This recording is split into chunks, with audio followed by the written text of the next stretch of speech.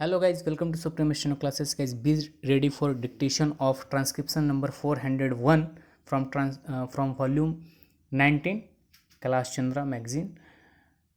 Be ready guys. 5 seconds.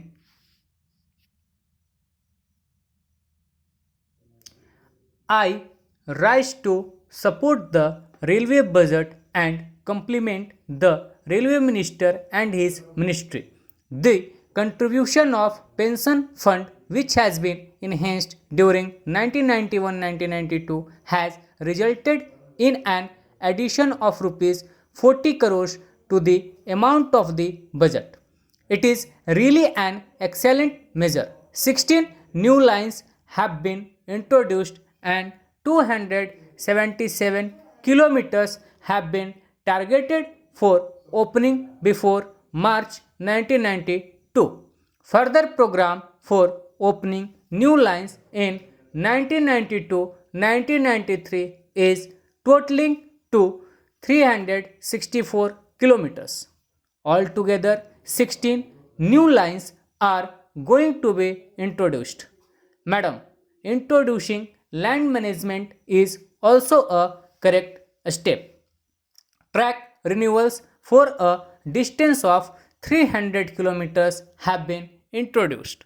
Priority is given to railway electrification with a target of 3,500 kilometers in the 8th plan.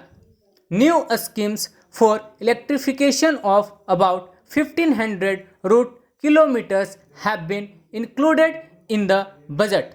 Exemption has been given altogether for several essential commodities from increasing in freight rates.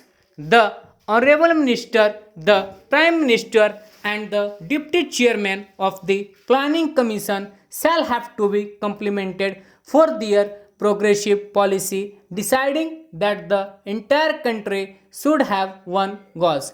That is why the conversion of meter gauge to broad gauge has been introduced. This is a very correct measure. This will promote the backward areas and simultaneously provide employment to the poor and the needy. I would like to remark that the conversion of narrow gauge in the most backward area, that is Kolar district of Karnataka, has not been included. I don't know why the minister is giving it a stepmotherly kind of treatment. Kolar is a backward and drought prone area.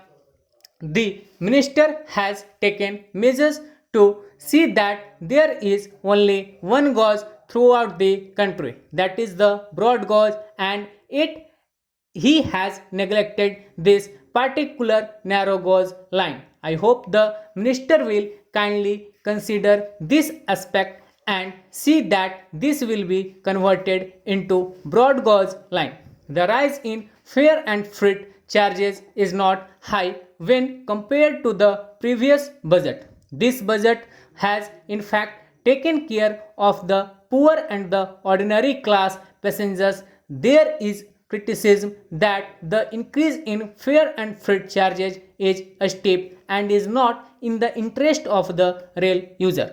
The second class compartments and sometimes even the first class compartments are very crowded. Drinking water is not being provided. The toilets and bathrooms are not clean. The railway authorities should pay more attention to the basic requirements of the passenger. The food that is being supplied is not at all good and hygienic. It is very often cold and exposed, let alone the taste of food, which is very bad at times. Care must be taken by the management to provide good and hygienic food. The Honorable Minister has been kind enough to supply hot and hygienic food to the members in the Central Hall and in the Parliament. Likewise, the same kind of good food should be supplied to the passengers also, as the catering service is being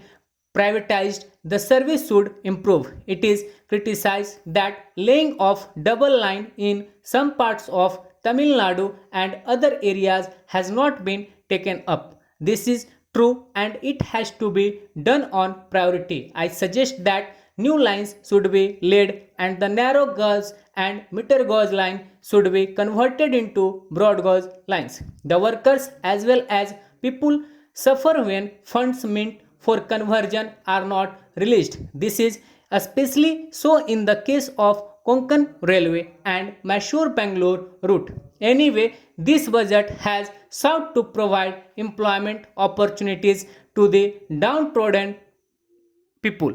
It contributes a great deal for the development and growth of the country. The railway stations need to be properly equipped so that proper catering services are maintained. A lot remains to be done as far as leakage of revenue is concerned, whether it be in the passenger line or in the transportation of goods.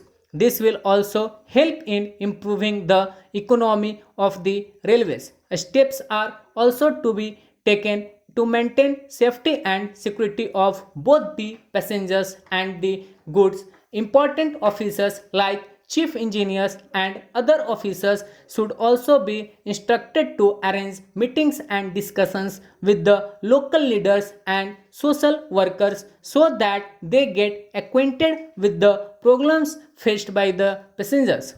Punctuality should also be maintained strictly. Wagons should be made available for transporting perishable articles like vegetables, potatoes, tomatoes, and mangoes. Their service and their due promotions should be stay guarded. Some junior officers of railways were on hunger strike recently at the Boat Club, New Delhi.